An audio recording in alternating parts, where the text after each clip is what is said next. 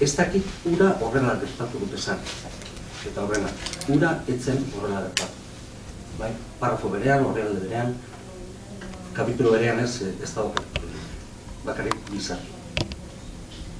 Eleberriak bizarri ditu, ondo bereiziak, berengoan esan duen bezala Moloi bera dugu narratzailea.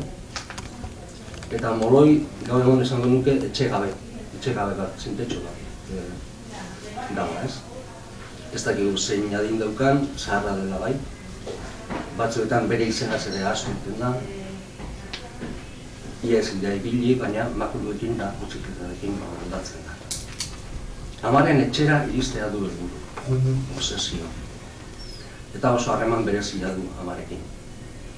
Ze ama itxuga da, gorra da, eta beraz kolpeka komunikatzen da. Kolpeka ukabilta komunikatzen da amarekin. Halako batean poliziarekin egiten du talka. Beste batean txakur bat harrapatzen du bizikletarekin, eta txakurraren jabeak bere etxean hartzen du denboraldi baterako.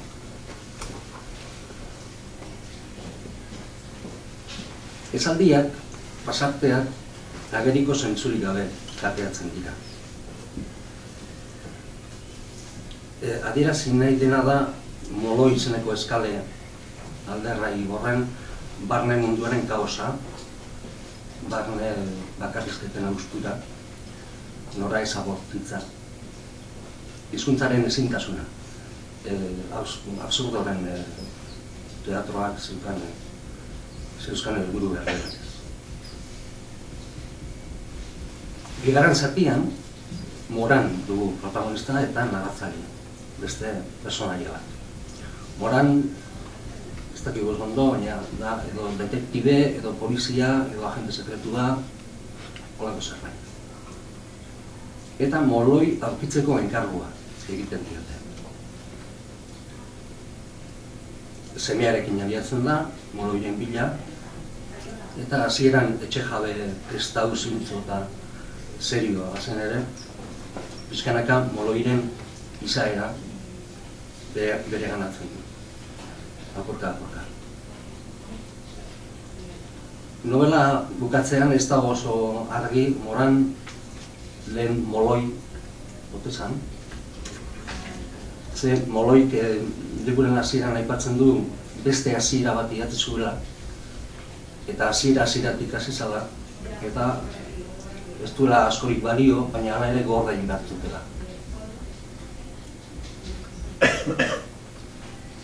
Baina jakina, Moran baldin bazan hasierako Moloi, ez da zentzu handirik Moran Moloien bila abiatzea. Moloi ez baldin bazen beste norbait. Beraz halako bukle bat sortzen da, eta berriro ere bat, absurduan gerotzen gara. Ni itzultzaile autonomoa naiz, eta badaukat laguntzaile informatiko bat, estudadietan eta telefona hartuta salbatzen hauena. Eta oso tipo irakurria da. Eta ikusen ninduen Moloi frantsesez eskuartean, eta galdetu zian, Moloi itzuli behar zuen? Bai, ondo apaindu izute behitzat. Bueno, frantsesetik? Bai, euskarara? Bai. Eta esan zian, hitzez hitz. Itzulpen hori burutik egin gabe amaitzen duzu, jeinu bazara. Enaiz jeinu bat, baina, itzultzaileen duina nintzat, uste hori naizela. Eta lortu dut amaitzea. 50 liburutik gora itzuli dut, eta Moloi hauxe da gehien sufriarazi didan itzulpena. Luzeragatik, obsesioengatik, zehaztasunezagatik, eta narratzailearekin empatia izateko ezintasun erabatekoa. Nire itxaropena da, itzultzeak niri eragin didan oinazea, irakurrean izat, laser literari. Eta nire beldurra da, editore jaunak etxote didan esango, trilogia osoa ateratzen dugun. Bueno, bukatze aldera. Molo idazteko Beketek ingelesa utzi eta frantsesa aukeratu zuen, literatura hizkuntza gisa. Esan zuen, frantsesez errazagoa baita estilorik gabe idaztea. Oso butade zalea zen Becket, eta estiloa iruditzen omen zitzaion zapi bat estarreko minbizi baten inguruan. Zapi bat estarreko minbizi baten inguruan. Alferrikako zerbait.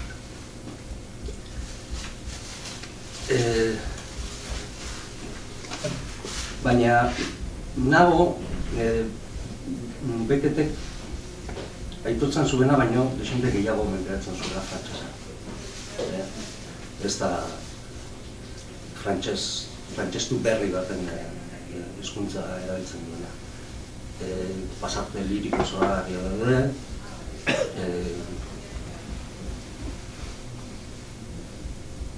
bueno, hori, ez da frantses erraza Moloin erabilitakoa. Eta galdera potolo bat botatzeagatik bukatzeko, baldu zentzurik alako dan klasiko, zail bat euskaratzea. Eta nik uste baiet, euskarak berak forma berrietan irabazten duenaz aparte, azken aldian uste dut badela euskal irakurle multzo berri bat. Itzulpenekin gero eta ohituago dagoena, gozatzen dituena, literatur itzulpenak, meritua ikusten diena. Hor daude irakurle kluba, gero eta gehiago gozatzen dira, gozatzen ari dira itzulpenak.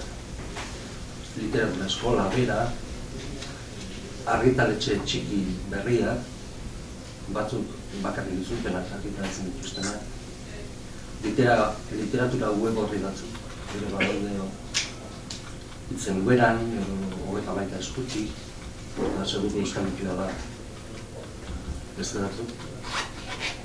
Eta uste dut, irakurle multzo berri horrek eskertzen duela eta merezi duela horrelako lan klasiko, gordin, eta eder batekin osatzea. Hoizan? Hoain zuen. Nik ura behar nuen.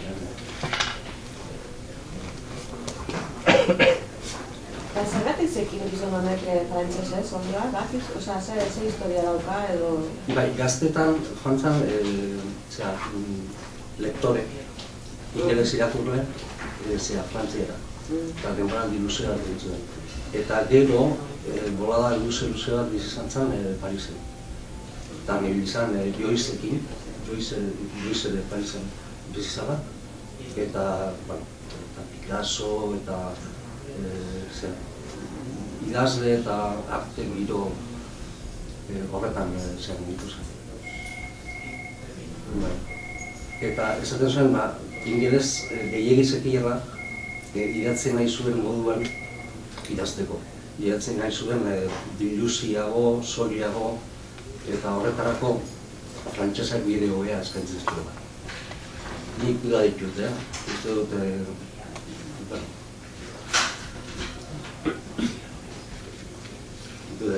Frantsesak berez oso hizkuntza estilosoa, oso komplikatua, eta sol erraz idazteko nik frantsesa nik aukeratu.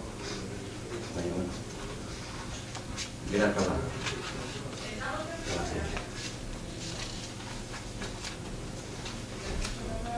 Importa du moran moloi izatea edo ez? Zuk hain beste atentzioarekin irakurri dizula. Ez, esan dute anekdota, dramak eta ez duela garrantzi handirik ez. Testua bera, ez? Testua nola korritzen duen, eta horrekin gozatzea. Hau da, pasarte kate horrekin gozatzea. Logikak ez du askori laguntzen interpretatzen. Zer, importantea da, hori, nolako personaia hori. Persona baino gutxiago den. Eta nola moran bihurtzen den, persona ohiko eta normal izatetik, moloi moduko bat.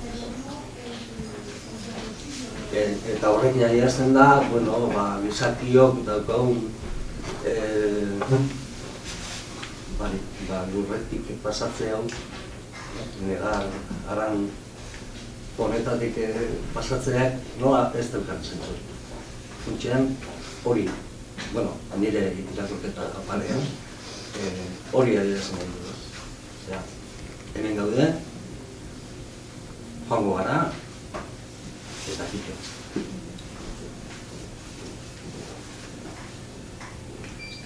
Celeste, igual conviene que digas cómo así pues elegiste esta obra que es tan poco comercial en un principio. Bueno, porque Beckett es un escritor de canon clásico y Molloy era lo más asequible de la trilogía y aparte de ser el primero. Quería tener a Beckett en el catálogo y elegí Molloy porque...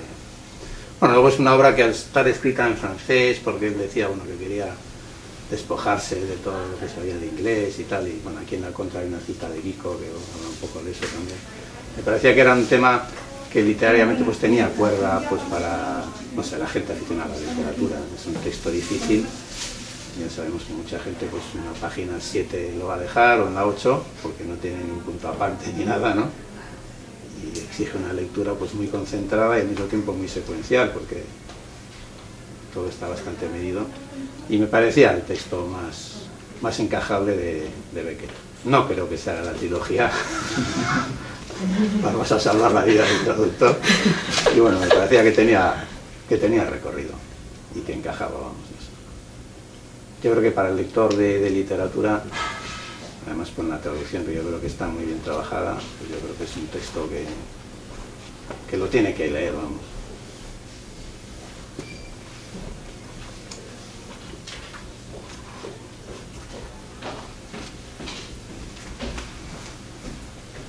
Bueno, Beckett luego es una personalidad que a mí me parece que para la afición a la literatura también es muy interesante, por lo que es su propia vida, ¿no? O sea, las vueltas que ha dado, o sea, en la solapa, porque bueno, se ha querido meter un poco de información muy precisa y concisa de lo que es su vida, pero es una vida con muchas vueltas alrededor de lo literario, no solo porque pues fuera amigo de Joyce y si tuvo una relación con la hija de Joyce. O sea, hay una serie de temas metaliterarios muy interesantes, pero yo creo que al margen de eso sí es un personaje que literariamente marca mucho la literatura del 20 y en todos los aspectos, en la cultura también, no solo por el teatro, sino por todo lo que ha hecho. Una personalidad muy rica y muy atractiva.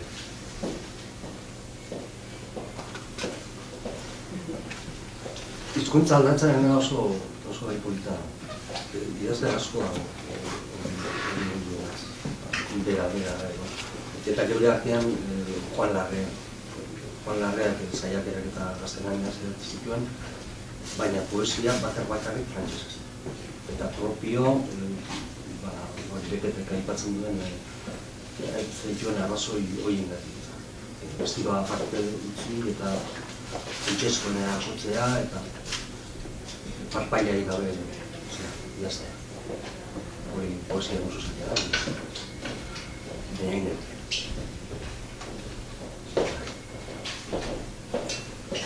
Eta hola,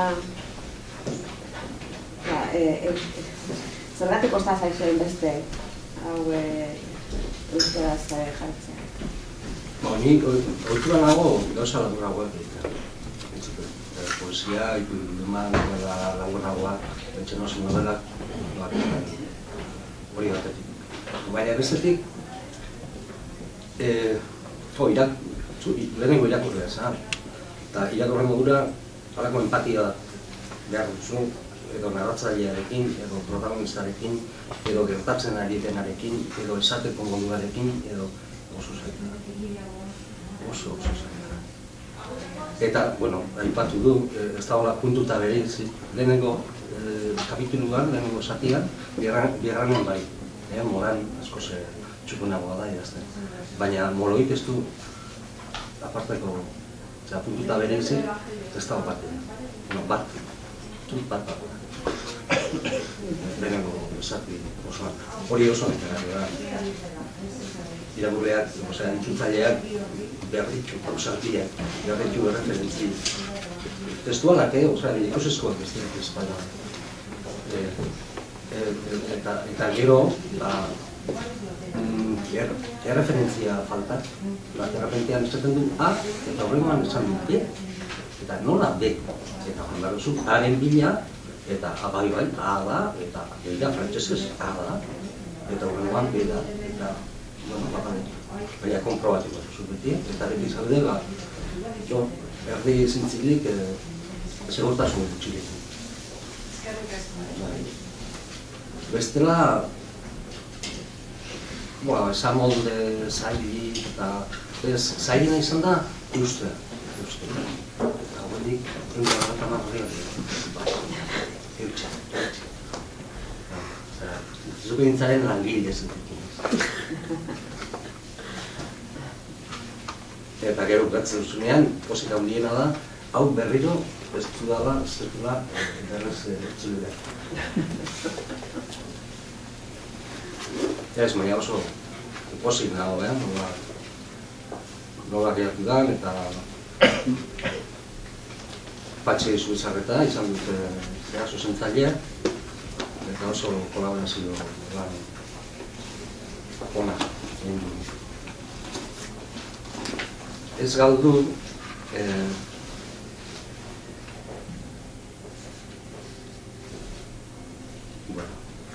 sexua badago, esan dut ez dala bestsellerra, baina sexua badago.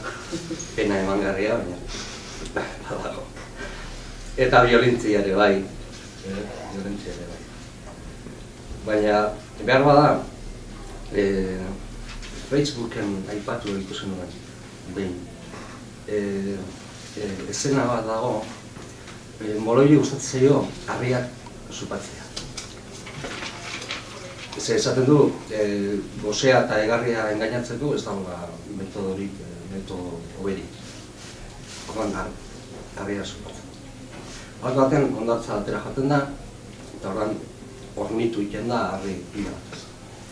Horren, 12 harri hartza ditu, eta raketan 2 poltsiko ditu, eta berokian bezketik. Horren, 12ak banatzea ditu 4 poltsikoetan, horren bat zupatzen du, baina horrengoan nahi du beti harri lehorra izan. Hau da, ez txupatu harri bera 2 aldiz. Eta horretarako antolatzen du. Hau da, bat txupatu, baina bat mugitu behar du poltsiko babitzetik hurrengo poltsikoa. Bai, etengara. Halako batean, konturatzen da, ez dala ziurra, ez duela, metodo horrekin ez duela harri bera 2 aldiz txupatu jarraian. Eta horren, 7 hori da. 7 hori, eskuineko, ezkerreko, ezkerrera, sofrikan. Gero jangotzeko oso barregarria da, oso barregarria. Baina eskuin eta ezker bakoitza bere lekuan ikitzeko lanak. Beraz, oso nire pasan.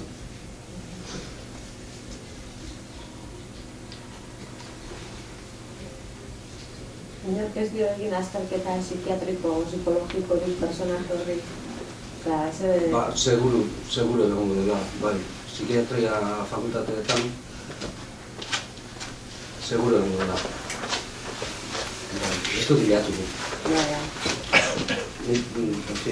Gure bere lekuan amaitzarekin. Lekuan.